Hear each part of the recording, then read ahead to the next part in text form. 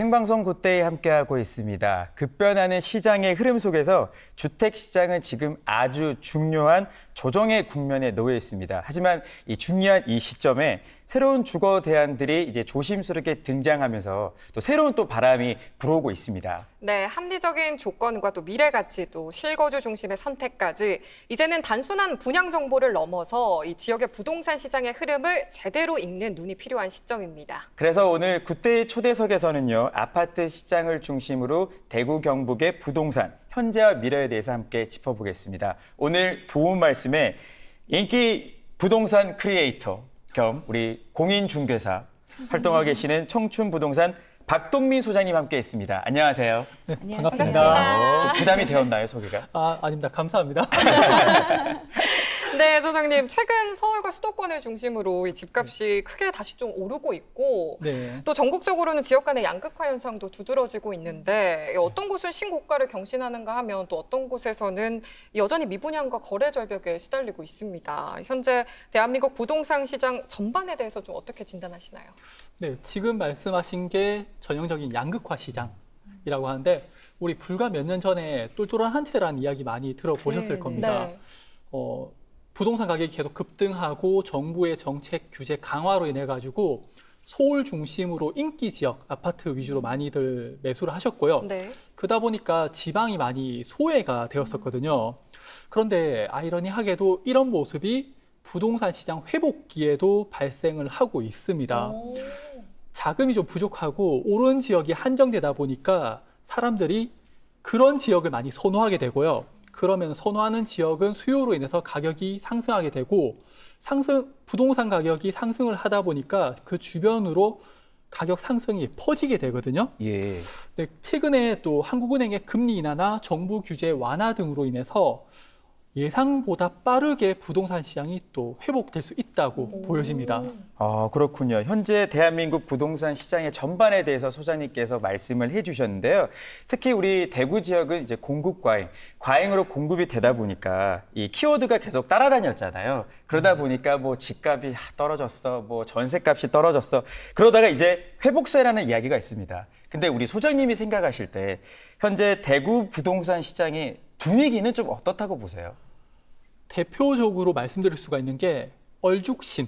얼죽신. 네, 얼어 죽어도 신축이라는 표현을 할 정도로 많은 분들이 신축 위주의 아파트를 선호하고 있으세요.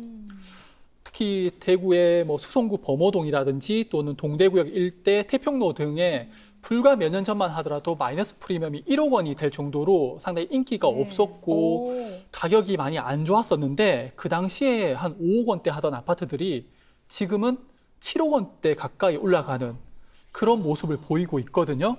그래서 신축 위주의 가격은 대구에서도 꾸준하게 상승을 하고 있습니다.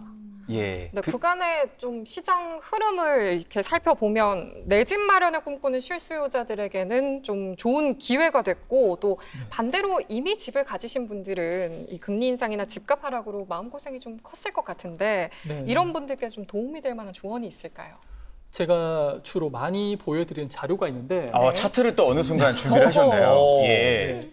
하이먼 민스키 모형이라고 해서 일반적인 투자 관련해가지고 버블이 발생을 했던 그런 시기 그리고 버블이 붕괴되고 나서 앞으로 어떻게 될 건지에 대해서 과거부터 보여주는 그런 모델인데 부동산 버블이 붕괴가 되고 나서 우리나라 전반적으로 대구 부동산도 마찬가지고요. 네. 급락을 하게 되죠.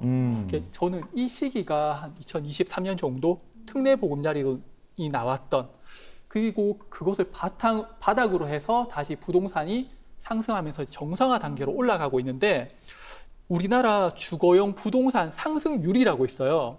그 차트를 보시게 되면은 이 차트하고 거의 유사합니다. 예. 대구 우리나라 부동산 전체적으로 떨어졌다가 최근 들어서 다시 정상화 단계로 올라가고 있는데 다만 서울 부동산 같은 경우가 워낙 많이 올랐잖아요. 네. 대구 부동산 같은 경우에는 아직 회복세가 좀 더디다 보니까 평균을 내어서 부동산 가격이 반등을 했는 거지 좀 대구 부동산은 아직까지는 조금 약한 그런 모습을 보이고 있습니다.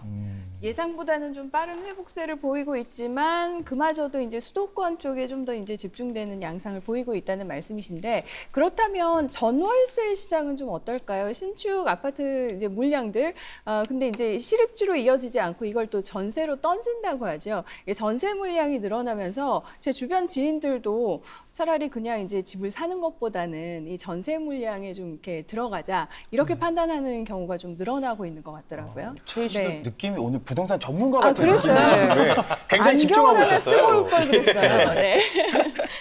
전월세 물량의 변화가 대구에서 가장 심했었는데 네. 불과 2, 3년 전에 대구의 전세 물건이 한 12,000건 정도 되었어요. 그런데 가격이 워낙 저렴하다 보니까 네. 많은 분들이 신축에 전세를 들어가게 되고, 그러다 보니까 최근 들어서는 전세가 한 4,000건 정도로 물량이 거의 없어졌습니다. 그러니까 어떤 상황이 오냐 하면은 대구 중심지에 사람들이 원하는 인기 전세 물량 같은 경우에는 이제 못 구해요. 네. 그러다 보니까 신축 입지를 원하시는 분들은 주변에 구축 아파트를 들어가시거나 또는 신축을 원하시게 되면은 대구 외곽지의 아파트 가격으로 아파트 쪽으로 선호를 하시게 되는데, 이게 좀 중요한 내용이 결국에는 대구 중심지 쪽에 아파트 가격이 오르게 되면은 구축 아파트에도 영향을 주고요. 대구 외곽지에도 영향을 줄 수밖에 없습니다. 예, 말씀해 주신 대로 대구의 중심지 아파트 가격이 오르다 보니까 그 외곽 지역도 같이 오르고 있다고 말씀을 해 주셨습니다. 말씀을 듣다 보니까 대구 부동산 시장에도 여러 가지 이제 흐름들이 좀 바뀌고 있습니다. 저희가 또 주목해야 할 우리 지역이나 트렌드를 아는 것도 굉장히 중요할 것 같거든요. 네. 제가 강의를 할 때 많이들 말씀드리는 건데, 아파트에도 세대 변화가 있어요. 1세대부터 4세대까지 있는데, 네. 1세대 아파트는 옛날에 5층짜리 아파트, 그래서 엘리베이터가 없어요. 걸어서 계단을 통해서 1층부터 5층까지 올라가는 그런 아파트를 1세대 아파트라고 하고요. 2세대 아파트의 특징은 엘리베이터가 있긴 있는데 지하 주차장으로 연결되지 않습니다. 네, 지상으로 기억나요. 연결되는. 네, 또는 엘리베이터가 뭐 7층하고 8층이 있으면은 그 사이에 엘리베이터가 서요. 그래서 뭐 엘리베이터 내려서 한 층을 올라가든지 네. 내려가든지. 네, 그런 아파트가 2세대 아파트고, 3세대 아파트는 최근에 분양을 하고 있는 브랜드 아파트들. 대부분 3세대 아파트인데 특징이 커뮤니티 시설이 좀 잘 되어 있습니다. 예. 뭐 키즈 카페가 있는 곳도 있고, 헬스장도 카페테리아. 있고. 네, 맞습니다. 스터디룸도 있고, 그런 아파트들. 그리고 엘리베이터가 이제 지하 주차장까지 내려갑니다. 네, 그게 가장 큰 장점. 편리하잖아요. 네, 맞습니다. 그리고 4세대 아파트는 아직 대구에는 도입이 되지 않았는데, 네. 이 아파트의 특징은 4S 개념이라고 해서 영화관, 수영장, 와. 그리고 스카이 라운지, 스마트팜 어머. 같은 네. 고급 커뮤니티 시설들이 갖춰지는 건데, 대구에는 아직 없기 때문에 네. 어떤 모습일지 상당히 궁금하잖아요. 네, 궁금합니다. 그래서 대구에는 4세대 아파트를 추구하는 고급 아파트는 또 있습니다. 예. 그래서 그 아파트를 소개해 드리겠습니다. 그래요? 지금 만나볼 수 있나요? 자, 저희가 화면을 준비했습니다. 대구시 수성구 범호동 1번지 옛 MBC 부지에 들어선 새로운 주거 공간이 최근 부동산 시장에 이목을 끌고 있습니다. 새 정부 출범 이후 대구에서 처음 공급되는 중대형 신축 아파트로 우수한 교통 환경과 인근 수성 의료지구, 벤처밸리 개발에 대한 기대감까지 더해지면서 분양 전부터 높은 관심을 받아왔는데요. 그 중심에 있는 견본주택을 찾아왔습니다.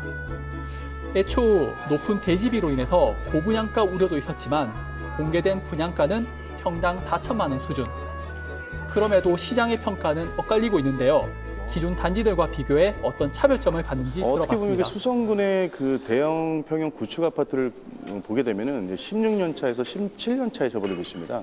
그렇기 때문에 오래된 구축이기 때문에 기입주 아파트와 비교 시에 평당가가 더 높다고 생각할 수 있는데요. 아무래도 그 범어동 핵심 지역의 대형 평형 신축 단지는 희소 가치가 좀 높고요.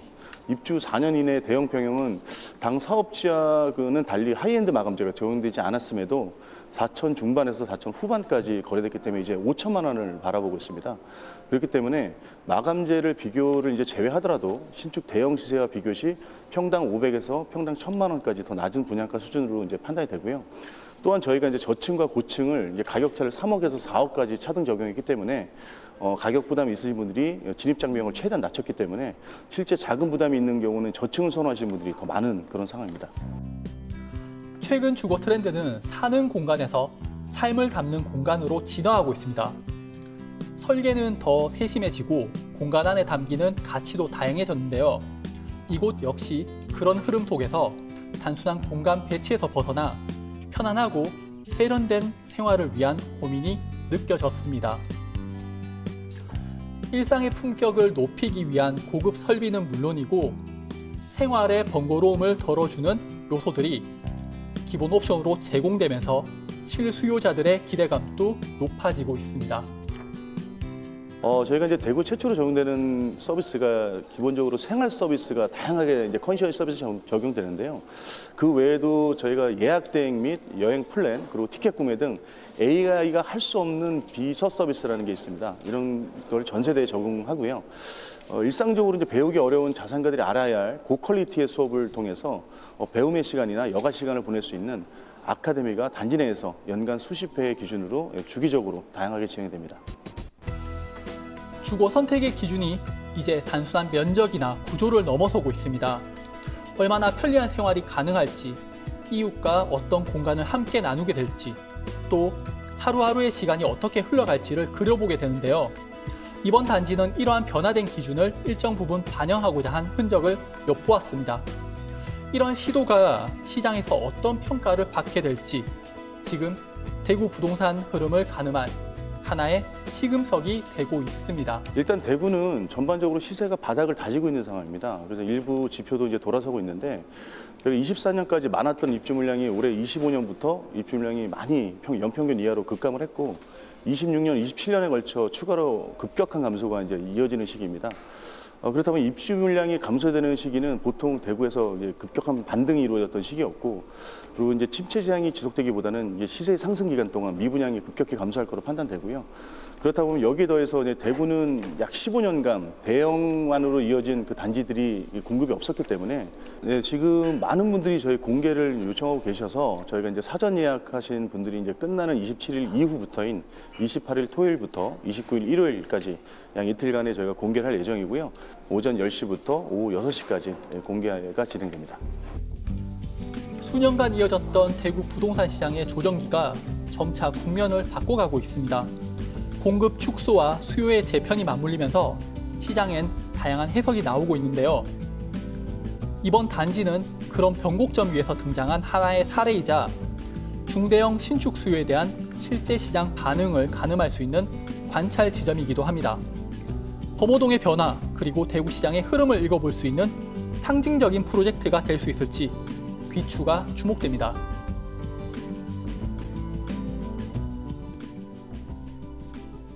네, 영상을 보니까 우리 아파트가 정말 많이 바뀌고 있구나 바로 인지가 됩니다. 제가 살아보니까 결국 주거 환경, 입지가 참 중요하더라고요. 방금 소개해 주신 4세대 아파트에 들어서는 입지에도 공통점들이 있을 것 같습니다. 네, 4세대 아파트의 또 특징 중에 하나가 주변 환경도 들어갑니다. 편리하고 좋은 인프라를 보유하고 있는가가 중요한데 벤처밸리 내거리 또한 동대구를 중심으로 해서 왼쪽 편에는 벤처밸리가 들어서게 되고요. 또 오른쪽 편 같은 경우에는 마이스 산업이라고 해서 전시 컨벤션 산업이 들어가게 됩니다.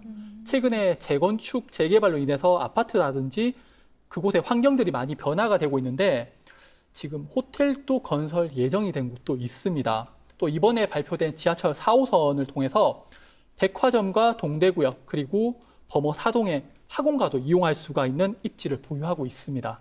네, 그런데 이런 의문이 좀 듭니다. 이 프리미엄 아파트 과연 지역에서도 통할까? 이런 생각이 드는 반면에 또 한편으로는 이 대구에는 고급 대형 평형 아파트 자체가 좀 많지 않다 보니까 수요는 충분할 것 같다라는 생각도 드는데 어떤가요? 대구를 대표하는 아파트라고 하게 되면은 기본적으로 범어 내거리의 대형 아파트, 또 수성구의 중동에 있는 대형 아파트가 있어요. 근데 지금 현재 대구 수성구의 신축 대형 평형 아파트의 공급이 부족합니다. 네. 지금 대략 한 17년 정도 되어 있는 구축 아파트에 사시는 분들이 신축에 대한 수요는 분명히 있거든요. 그렇죠. 하지만 최근 부동산 시장 환경상 집이 팔리질 않으니까 옮기질 못하고 있는 거지 실제적으로 보게 되면은 수요는 충분히 있습니다.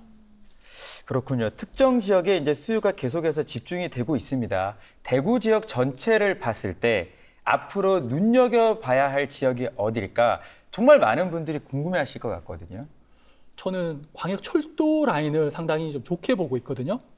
대구의 핵심 축이 달구벌 대로인데 미래축은 저는 광역철도축이라고 보고 있습니다. 네. 경산에서 구미까지 연결이 되면서 경산역 옆에는 펜타시티, 그리고 동대구역에는 신암 뉴타운, 대구역에는 태평로, 또 서대구역에는 평리 뉴타운.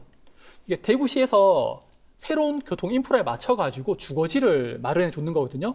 그렇다면 앞으로 그곳 중심으로 개발이 계속 될 것 같다라고 보고 있습니다. 그러면 이번에는 경북권으로 또 시선을 한번 넓혀보면 좋을 것 같아요. 최근에 광역철도, 또 광역도로망 등 지역 연결성이 강화되면서 이 안동, 구미 같은 경북의 주요 도시들의 부동산 시장도 주목받고 있습니다. 네. 현재 경북 북부권 시장 분위기 어떻게 보고 계시나요? 서울보다 아파트 가격이 많이 오른 곳이 바로 경북 북부입니다. 아, 그래요? 네, 최근에 문경이 KTX 이음이 개통되면서 네. 올해 아파트 가격이 4% 넘는 상승을 보이는데 전국 시군구 단위에서 5위를 기록할 정도로 높은 상승을 기록하고 있고요. 또 영주와 상주 같은 경우에도 2에서 3% 정도의 상승을 보이는데 작년 12월에 제2의 경부선이라고 하는 철도가 개통되면서 교통 인프라 개선이 가장 큰 영향을 줬고요. 네. 또 문경과 상주는 2013년부터 내년까지 입주 물량이 없습니다. 그래서 수요는 있는데 공급이 없다 보니까 아파트 가격이 계속적으로 좀 좋을 것 같습니다. 저는 또 하나 궁금한 게 경북 동해안권, 특히 포항을 중심으로 한 개발도 활발하잖아요. 현재 경북권에서 활발하게 개발이 이루어지고 있는 지역, 그리고 그와 관련해서 뭐 교통이나 이런 인프라 산업 같은 것도 변화가 있을 것 같습니다. 네. 저는 포항을 많이 말씀드리고 있는데 포항의 기본 계획을 바탕으로 말씀을 좀 드리자면은 영일만 대교가 앞으로 들어설 예정이에요. 지금 포항 남구에서 북구로 가기 위해서는 철강 기업 앞으로 포항 IC 쪽으로 이렇게 돌아서 가야 되는데 네. 영일만 대교가 들어서게 되면은 바다를 그냥 가로질러서 바로 가게 되거든요.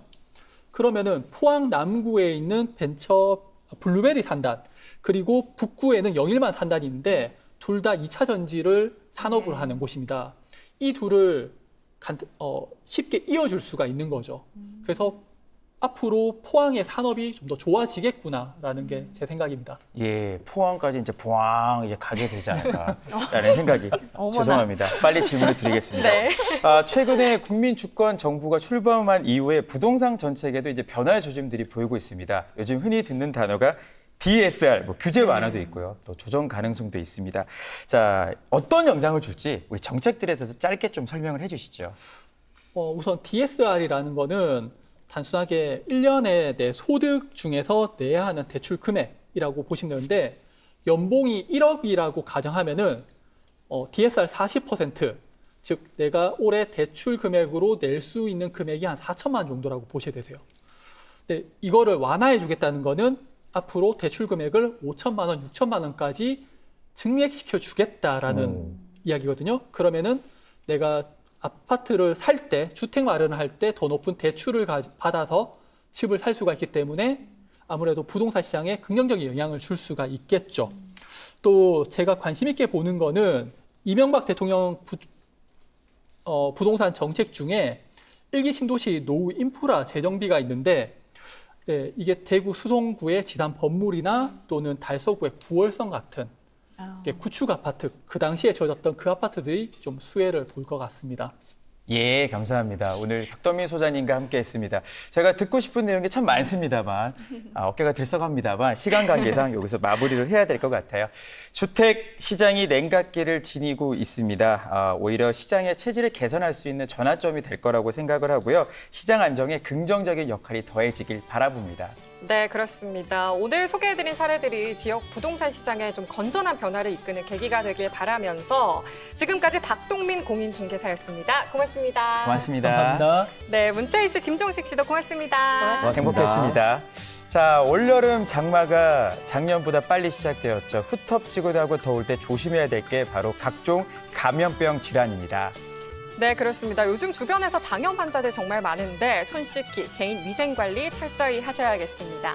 저희는 다음 주에 더 풍성한 소식으로 찾아뵙겠습니다. 함께해 주신 여러분 고맙습니다.